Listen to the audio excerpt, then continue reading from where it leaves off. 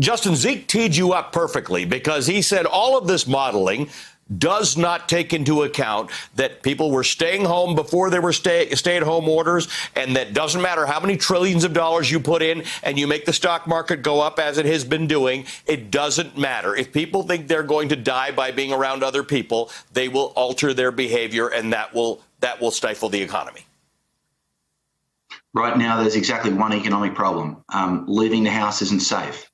That's bad news for consumers because they're not going to go out and spend. It's also bad news on the supply side of the economy, which is no one wants to go into work, and responsible companies don't want to be seen to be taking risks with their workforces. So they're staying shut as well. This is a public health crisis first, second, and third.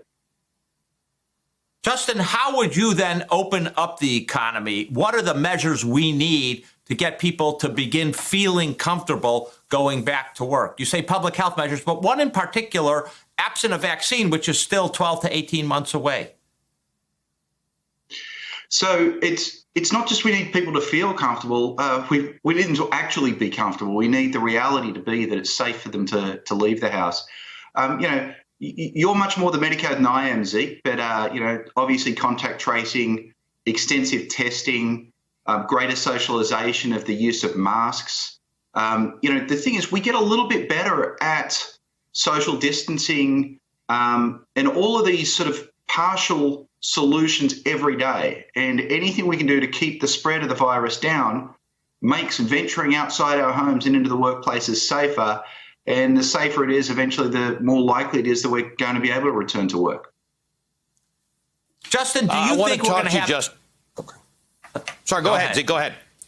Do you think we're going to have a V-shaped recovery where we're going to, once we get some of these measures in place, we're actually going to have a bounce back and we're going to see those 20 million jobs return? Or do you think it's going to be a different shaped economy when we sort of begin to have these public health measures in place and people feel confident in them?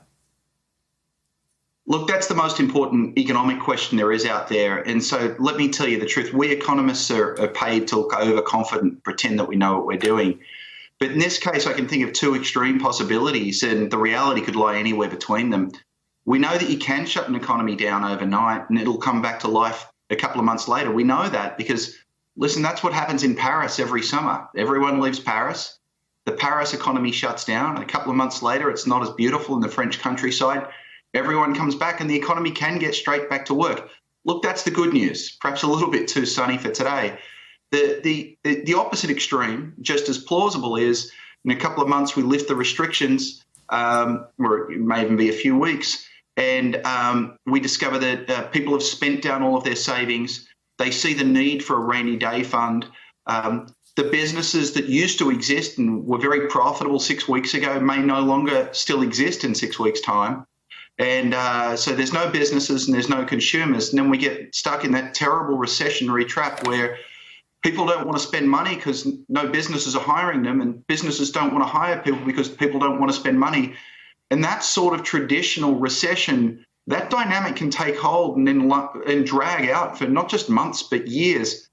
So the reality is we know that we're on the way down. We know we might be close to the bottom of the first round here. But where we end up in that spectrum between the French summer and the ongoing depression, frankly, nobody knows, and no one is going to know until we see the recovery starting.